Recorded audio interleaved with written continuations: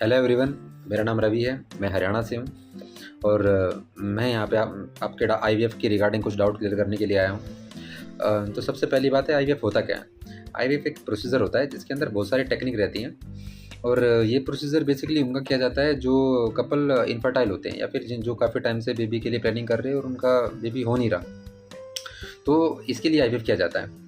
तो सबसे पहली बात है कि ऐसा तो नहीं है कि सबके सब सारे के सारे कपल्स को आईवीएफ की ज़रूरत है।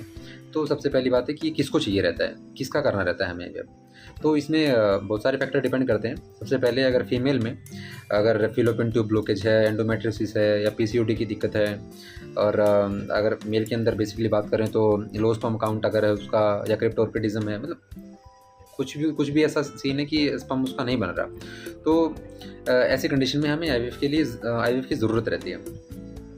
तो अब सबसे पहली बात है कि आईवीएफ होता कैसे है, करते कैसे हैं। बहुत सारे ऐसे मिथ बने हुए हैं कि पेट काट के कुछ तो करते हैं, बाद में वो प्रोसीजर रहता है, बाद में बच्चा डालते हैं। ऐसा ऐसा कुछ नहीं होता।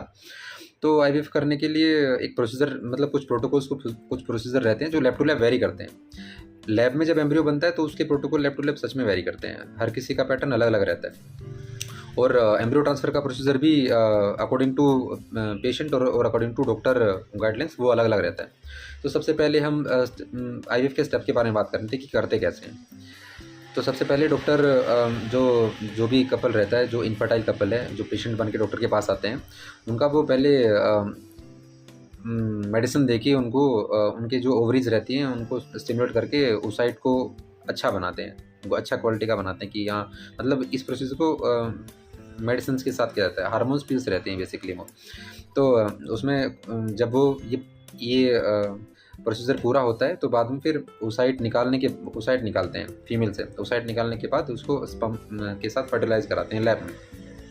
लैब में फर्टिलाइज़ कराने के बाद हम उसको जब एम्ब्रियो बन जाता है, भ्रूण जब बन जाता है अच्छे से, तो फिर उसको फीमेल के अंदर ट्रांसफ़र कर देते हैं, जिससे जो भ्रूण रहता है वो बच्चादानी के अंदर अच्छे से इम्प्लांट होने के बाद एक पूरा बेबी बन जाता है।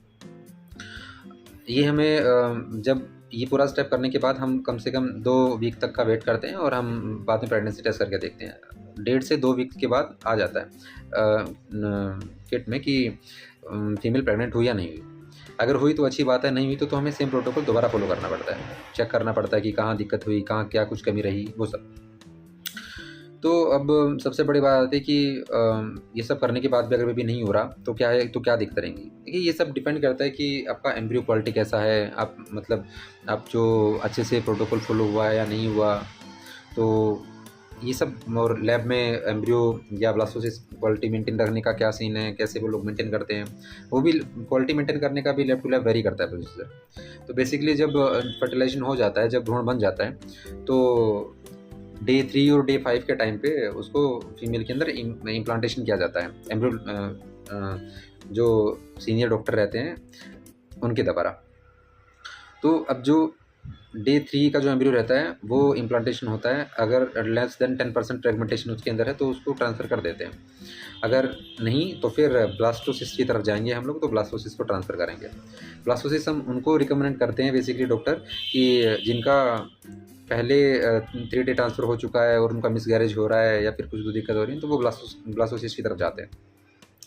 उसके बाद इम्प्लांटेशन के बाद सेम प्रोटोकॉल रहता है कि हम दोबारा से कुछ टाइम वेट करने के बाद और प्रेगनेंसी टेस्ट करके देखते हैं। अगर पॉजिटिव आ रहा है तो दैट्स अ गुड, अगर नहीं आ रहा तो दिक्कत रहेगा।